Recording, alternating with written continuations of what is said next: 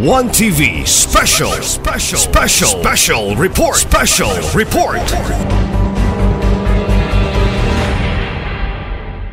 No, he wants all sectors and avenues to be looked into.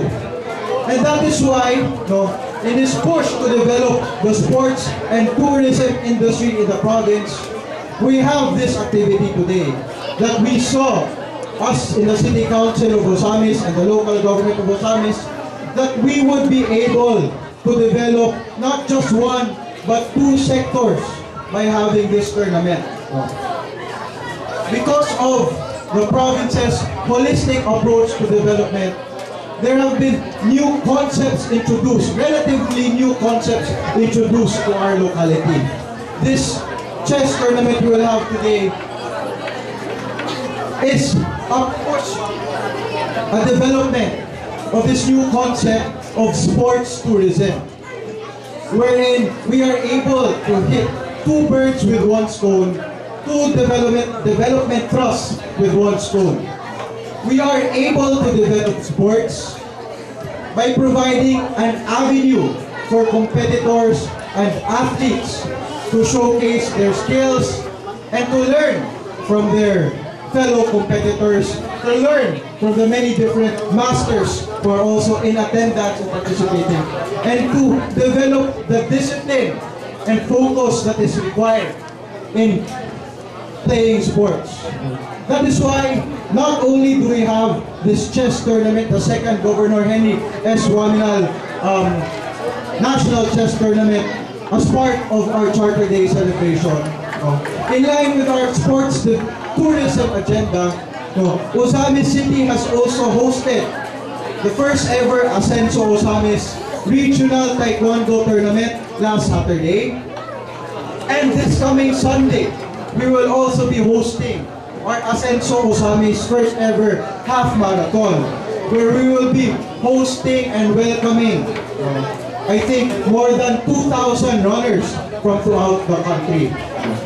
So with these competitions, we're exposing our children, ourselves, Osamisnons and Misamisnons, to the skills of seasoned athletes from outside our locality, ensuring that there is a cultivated interest in sports, ensuring that for our children, for our youth, they can appreciate how sports competitions will help them, not just necessarily in the particular sports, but also how it will help develop their character. But with this thrust of sports tourism, we're not only able to develop the aspect of sports in our locality, but we're also able to sell our province, to sell our city. Because with the competitors coming from different localities, visiting our province and our city, they will now get the chance to appreciate the beauty of Misamis Occidental and Osamis City. They will now be able to appreciate that Misamis Occidental and Osamis City is a good place for them to visit together with their families and friends. And as we hold this tournament today, as we complete this tournament, and as you all go on and go home to your respective cities, provinces, and municipalities, I am sure you will bring with you memories of the sights, the experiences that you have had here in our province. You will also be our ambassadors already, our tourism ambassadors, who will help us advertise and promote our province and our city. So as we have this tournament today, I hope everyone enjoys not just playing chess, not just the camaraderie and the fellowship with all the chess enthusiasts, but I hope that you also enjoy and take the time to visit the numerous tourist attractions that we have to offer in the province and in the city, so that you too together with the rest of our Ascenso family here, to be able to share, based on your personal experience, how worthwhile it is to visit Misamis Occidental, in line with the vision of our Governor Henry S. Waminal.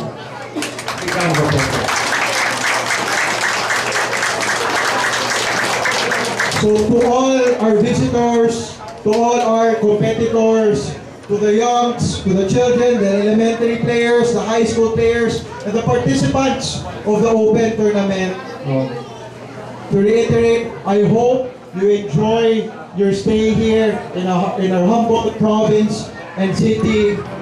I hope you enjoy the tournament. I hope you learn from it. May the best child, person, man, and woman win. Daghang salamat. And usap, may butag sa kanan. Alright, daghang salamat, Mayor Andy, for that. To introduce our distinguished guest speaker today, alright? So, let us have the director of the National Chess Federation of the Philippines. Ladies and gentlemen, the Arena Grandmaster himself, Sir Ray C. Orbistondo. A big hand, please! Alright. Father of the province, fellow chess player, Governor Henry S. Waminal.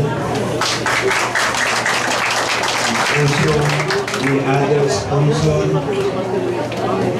maybe one of the youngest city mayor, fellow chess player po, si Attorney Henry S. Waminal.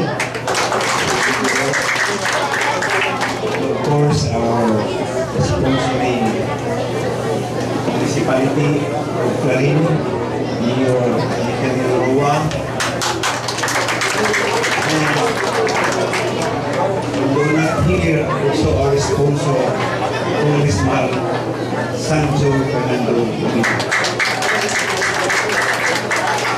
And our dignitaries, mga konsehal sa syudad, kumplito yung kaayo, o magpasalamatan kita, kaya ang atong mga dili basta-basta ng mga chess players. So, yung chess player mo, yung diferensya o dili mo makailan sa ila, kaya sila ang mga Philippine champions. Dili man ako maminsultanan, pero at least ang upat ka grandmasters, the active and champion grandmasters. Unahon nato si Grandmaster Eugene Puri, si Grandmaster Joey Antonio, si Grandmaster Darwin Lailo, soon to be Grandmaster, the youngest international master Daniel Bison. Kailangan ko natin sila. Si National Junior Champion, International Master Michael Kunsu. Dili man sila ma-champion o dili maayo ang coach, national coach, Joel, Pili Master Joel Aguilas. O sa among mga mission, sigurado surrender naman niya IDP Champion Attorney Jason Banda. Fellow chess players, aficionados, o parents, dili man yun makaan ng mga bata o dili mo makil. Ngayon daan kong sorry kay kapasunod ganina, una lang ang parents. Akong ipasalamat maayo sa inyo. Again, medyo sa sunod, hanap dahil kag-Kristo kay Usamis o kang Governor o Attorney Hindi Waminal na tandem, permanente man mag-surpass sa expectations. So ang original na expectation nato 250.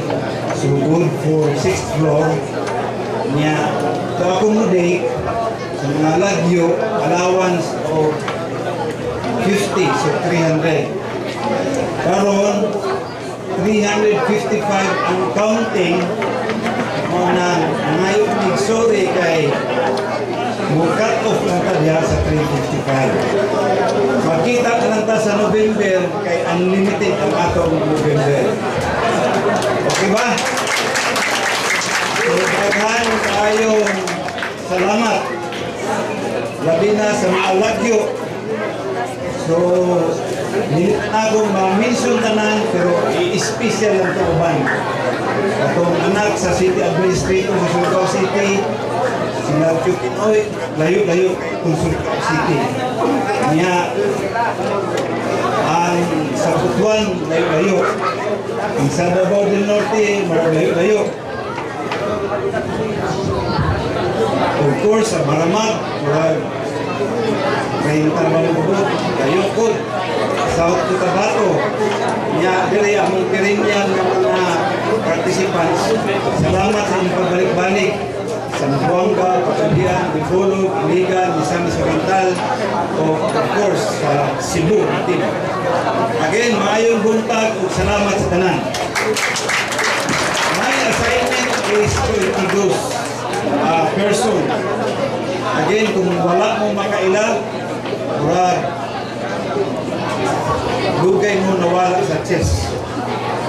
Because he is a chess legend not only in the Philippines, not only in Asia, but in the entire world. I will name only 3 from among his achievements.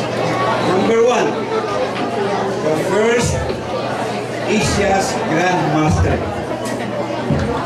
Number 2, the first Asian who qualified for the World Championship.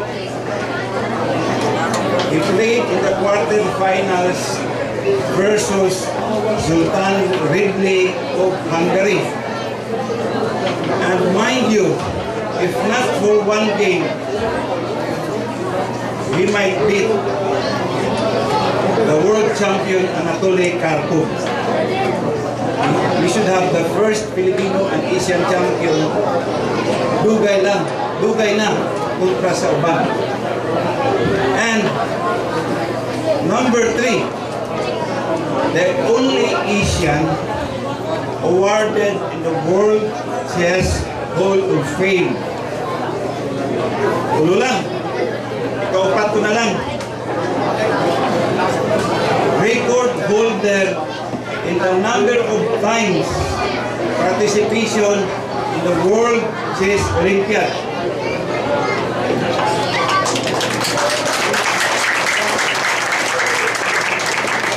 So fellow players, dignitaries, please help me welcome Grandmaster Eugene To.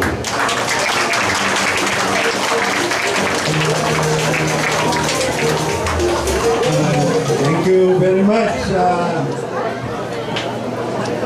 Ray, for that wonderful introduction. First of all, sa ating to all of us chess family, mga players, mga parents, and all mga supporters, pasalamat tayo ng malaki sa Pamilya Waminal, headed by no less than the good Governor Henry Waminal. And then of course, hip hip, hip hip, and our very good and young mayor. Palapakan natin na ever supportive. Palapakan natin.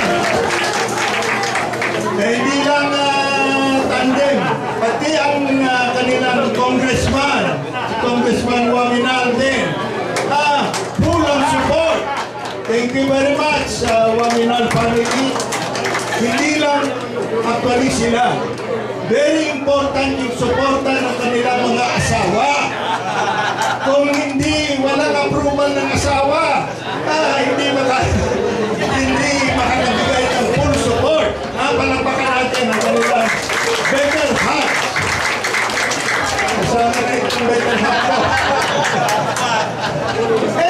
course, parang chess lang yan.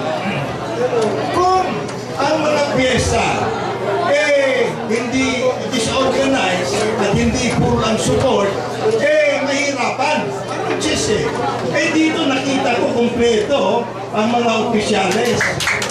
Ngayon ako nakikita lahat ng mga opisyales ng ating probinsya at ang ating City Hall, andito dito, palakpakan natin sila.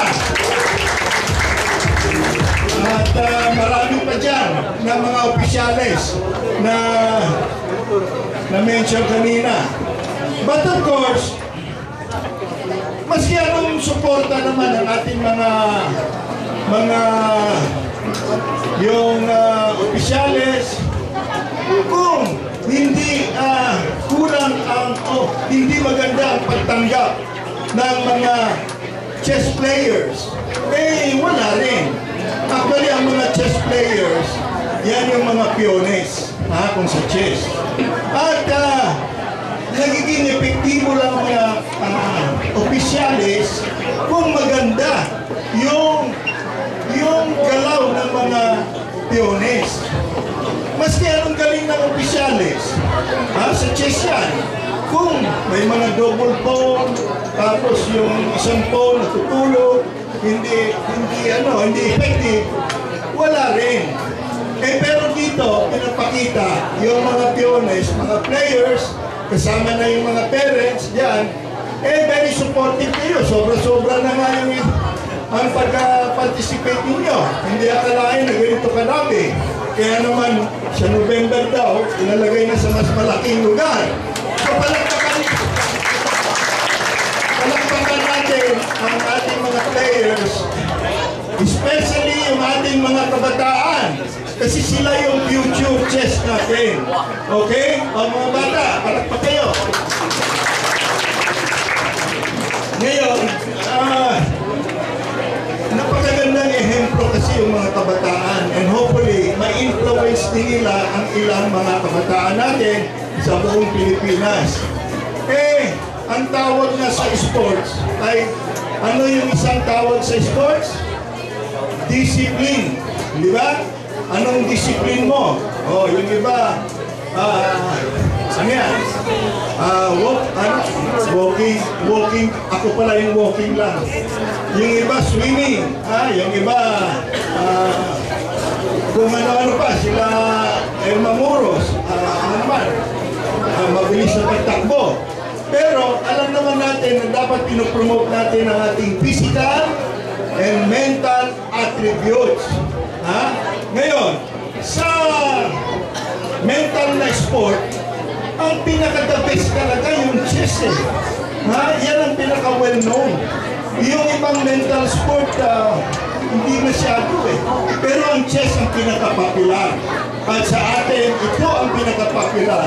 At dito, enjoy yung mga ating kabataan. Okay? So, ako very happy na mayroon tayong pa-tournament sa mga kabataan. Alam ninyo, more than 50 years na ako naglalaro all over the world. At saka dito. Abay, ngayon na ako nakakita na isang chess festival, meron daw 10 events. Palakpakan. Pagbihira yung sila kung ano-ano na iisip, 10 events sa isang 2 days lang na festival. 10 events. Ewan ko kung paano niya magagawa yan. Pati yung mga arbiters daw, after the tournament, meron din siya pa-tournament. Tama nga naman, kasi kawawa naman yung mga arbiters. Nagtatrabaho sila, alam ko na, iingit na rin yan, gusto na rin tumira. So, magkakaroon daw sila ng tournament para sa kanila. Okay? So, hindi na ako masyadong magpahabain pa. Gusto ko lang sabihin on behalf of Philippine Chess, talagang ako'y natutuwa talaga sa pinapakita na suporta ng ating mga opisyalis sa pangunguna ni Governor Waminal. Dito ko nga nakikita talaga na parang chess very yung kanilang galaw. Very planado. At ang cooperation, parang chess talaga na nagtutulong-tulungan. Ha? Para ma-achieve yung kanilang mga plano o kung anong makakabuti sa kanilang lugar. So parang chess talaga ang tulong-tulungan ninyo.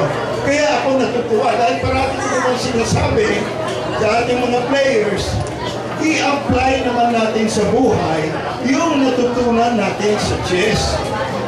Nung una kasi, grandmaster na ako noon, the best yung tira ko sa chess. Pero yung tira ko sa outside of chess, minsan blunder. There was a time nagsigarilyo din ako.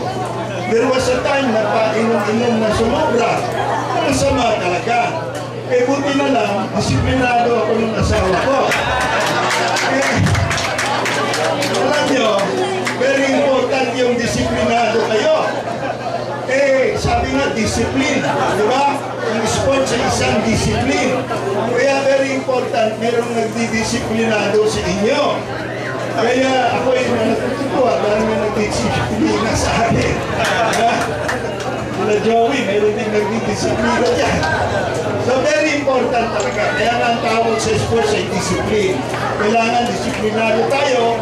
Kung ano yung mga kinakain natin, dapat disiplinado tayo na masustansya. Disiplinado tayo na iwas tayo sa mga blunder sa buhay. Yung droga, nako, ano tayo dyan? Mag-checkmate tayo. Tapos yung mga bisyo, sigarilyo and all, iwas talaga yan. Dahil kung sa chess, blunder yan. Okay? So hanggang maaga, iwas tayo dyan. At mga bata, ang importante na kumakain ng mga healthy food, masustansya, kailangan nyo para yung utak ninyo magaling mag-isip. At saka malusot kayo. At saka yung resistensya nyo. Akala nyo ba ang chess parang ano lang? Parang ganun-ganun lang? Sa top level, kailangan talaga in good shape kayo. Lalo na pag nakapalo. Kailangan kakayanin ninyo yung hirap. Kasi minsan hirap ka makatulog pagkatalo. So very important na mentally and physically fit. And finally, tatlong kings yan na dapat pinoprotect and promote natin. Yan ang ating mental king, nandiyan na yung chess. Yung physical king, kailangan na galaw-galaw, exercise. At ang pinaka-importante sa lahat, ang ating spiritual king. Huwag ninyong kalilimutan yung spiritual king.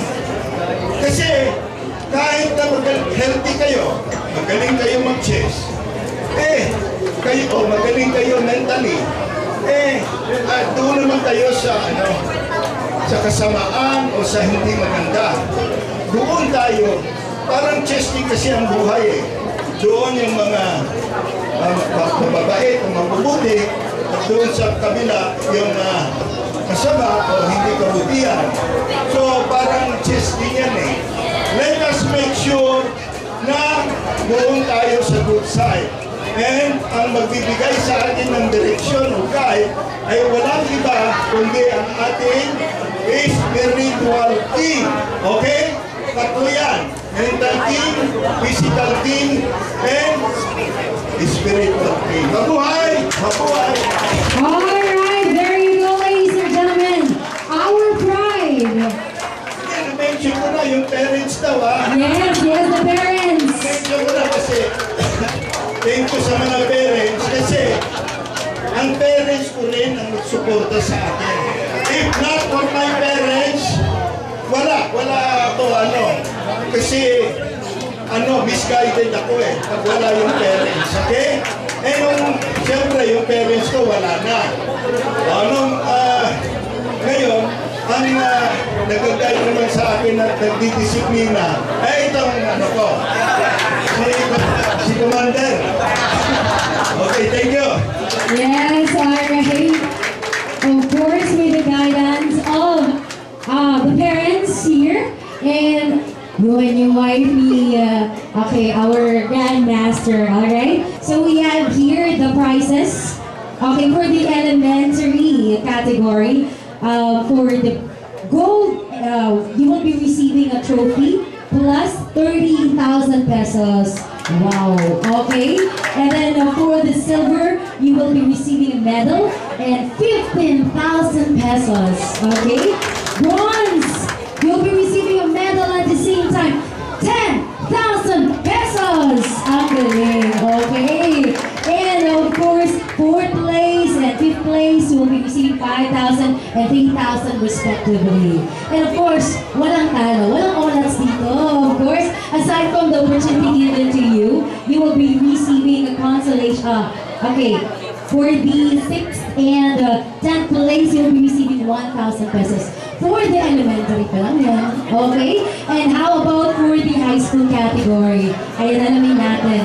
Gold awardee will receive trophy plus 30,000 pesos. Same goes, 15,000 for silver and 10,000 for bronze. For the open category naman ito, okay? So we have for the gold, you will be receiving a trophy and at the same time, ito, 50,000 pesos! Super wow! Okay. Okay, good luck to all our players talaga. For the silver, you will be receiving a medal at the same time. Tumataginting na 30,000 pesos! And the bronze awardee will receive a medal and 20,000 pesos. And of course, such huge prizes waits for our winners, no? For from 4th down to the 20th place. Okay, are you up for that? Who would like to win? Clap your hands if you are manifesting to win. Wow. Okay. So, generous nga naman. Just like what I've said a while back, okay? Our leaders here in Misamis Occidental are very generous, okay? Generous from the city mayor of Osamis, of course, our congressman from the 2nd district, and of course, to the governor of the province at Misamis Occidental. Generous ha, hindi lang sa prizes. Generous in the sense of giving, okay, in providing opportunities at platforms like this. Diba, bihira lang, alright? Na lahat ng mga champions, okay, all over the country are here, no? And of course, giving platforms for our chess enthusiasts to be honed and further excel in this field, right? Okay. Palapakan naman tayo dyan. Sobrang excited na ang lahat magsimula. So without further ado, let us now have our oath of sportsmanship before we listen to the father of our province. Alright? So we would like to underscore the spirit of fair play. Dapat fair play po tayo lahat dito. And of course, embody the spirit of camaraderie. And with this, we now invite the Grand Master, of course, Joey Antonio, to lead us in the oath of sportsmanship. Palakpakan natin, Grand Master Joey Antonio po. Thank you all. Okay, so all the players, please rise. And repeat after me. As a competitor of this game, ulit po. Ulit. As a competitor of this game, I hereby swear and agree to play the game in the highest forms and standards of discipline and sportsmanship. No matter if I win or lose, what counts most is how I conduct myself and play my game. In the spirit of belongingness, peace and community enjoyment. So help me God. Thank you very much. Thank you, our Grand Master, of course, Anton. Okay, Sir Antonio, thank you so much po. Alright, ready na ang lahat. Okay, so this time around, we have a special message from someone whose leadership and vision have greatly benefited our province. Long time ago, so we have our working congressman. Hindi na the working congressman ngayon. So he is now the working father of the province of Misamis Occidental.